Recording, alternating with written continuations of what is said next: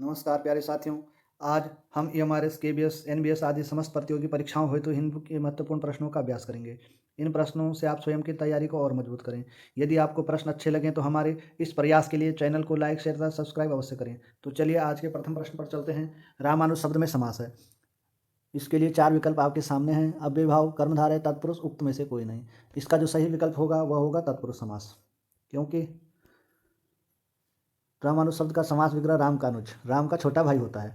यहाँ का विभक्ति का लोप हुआ है जो कि संबंध तत्पुरुष का चिन्ह है, इसीलिए रामानुज शब्द में तत्पुरुष समास होगा। अगला प्रश्न है, अंतस्थ व्यंजन है। इसका जो सही विकल्प होगा वह य र ल व होगा। मैं आपको सीधे उत्तर बताते चलूँगा क्योंकि समय ज़्यादा हो जाएगा, क्योंकि अगर हम जो है इसका व्याख्या सहित अगर इसको बताएंगे तो समय ज़्यादा लग जाएगा, इसीलिए जो है हम इसका सीधे उत्तर बताकर आपको व्याख्या बताएंगे।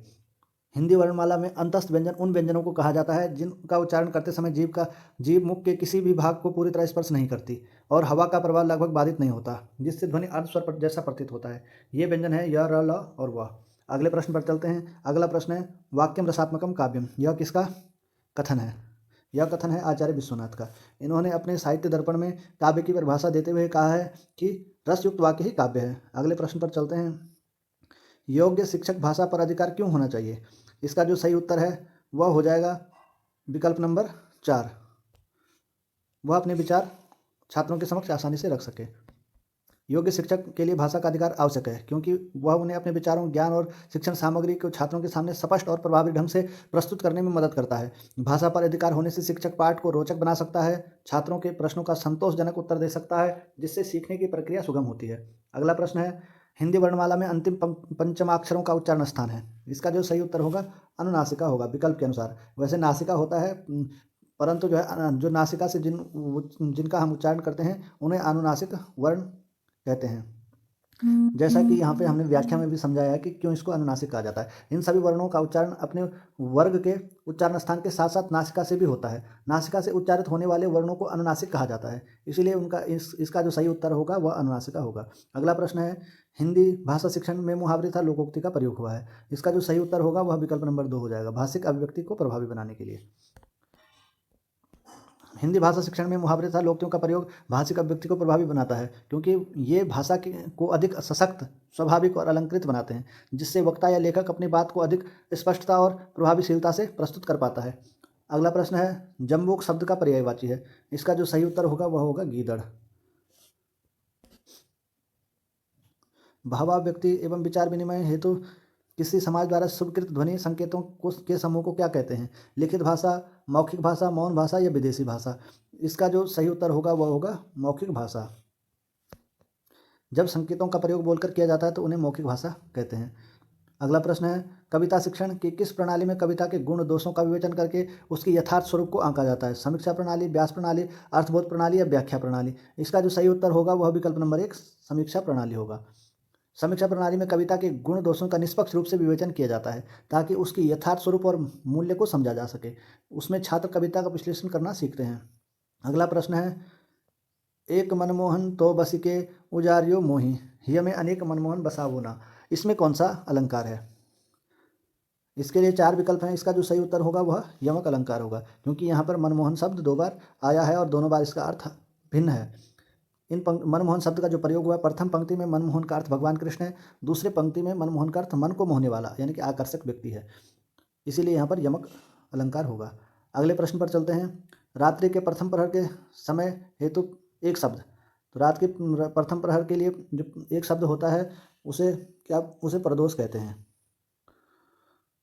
मातृभाषा शिक्षण के किस उद्देश्य के अंतर्गत छात्रों को वर्ण, लिपि, शब्द समूहों और वाक्य रचना का ज्ञान कराया जाता है?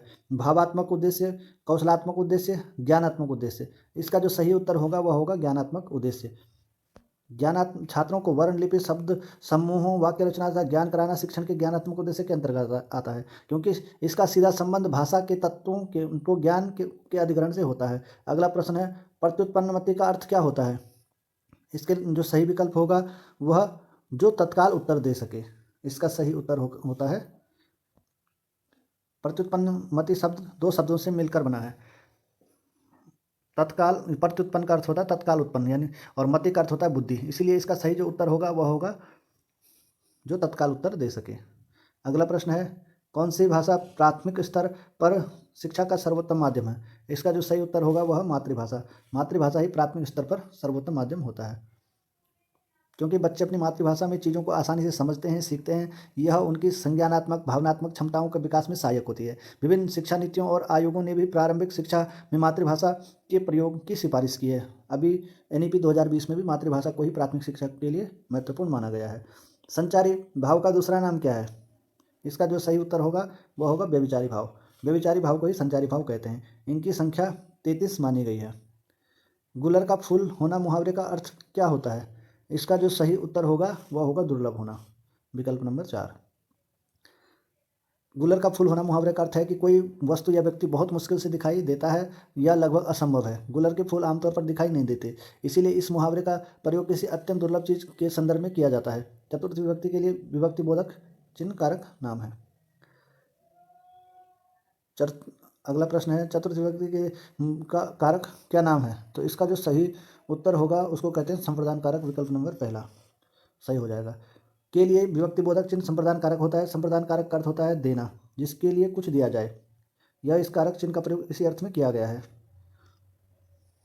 अगला प्रश्न है, लिंग की दृष्टि से दही शब्द है। दही शब्द कैसा शब्द है? इसके लिए 4 विकल्प हैं। इसका जो सही उत्तर होगा वह पुल्लिंग। दही का प्रयोग हमेशा पुल्लिंग में होता है। हिंदी व्याकरण में दही शब्द को पुल्लिंग माना जाता है। इसका निर्धारण वाक्य प्रयोग के आधार पर किया जाता है। उदाहरण के लिए, दही खट्टा है सही वाक्य है, दही खट्टी है अशुद्ध वाक्य है। क्योंकि दही के साथ पुल्लिंग विशेषण खट्टा का प्रयोग होता है, इसीलिए यह एक पुल्लिंग शब्द है। अगला प्रश्न है, गायन शब्द के संधि विच्छेद के लिए सही विकल्प होगा। गायन शब्द में अयादि संधि होगी। इसका जो संधि विच्छेद होगा वो गो धन अन होगा, जो अयादि संधि का उदाहरण है। अगले प्रश्न पर चलते हैं, छंद को निम्न में से किस अन्य नाम से जाना जाता है? इसका जो सही विकल्प होगा वह होगा विकल्प नंबर 3 पिंगल। छंद शास्त्र के जो प्रणेता हैं वो भी आचार्य पिंगल माने जाते हैं। छंद शास्त्र पिंगल शास्त्र के नाम से भी जाना जाता है। साथियों, यदि आपको प्रश्न अच्छे लगें तो आप इस चैनल को लाइक शेयर तथा सब्सक्राइब अवश्य करें, जो कि हमारे लिए मोटिवेशन का काम करेगा। हम आपके लिए इस तरह के निरंतर प्रस्तुत करते रहेंगे। आप अधिक से अधिक इस चैनल को लाइक शेयर तथा सब्सक्राइब करें। धन्यवाद।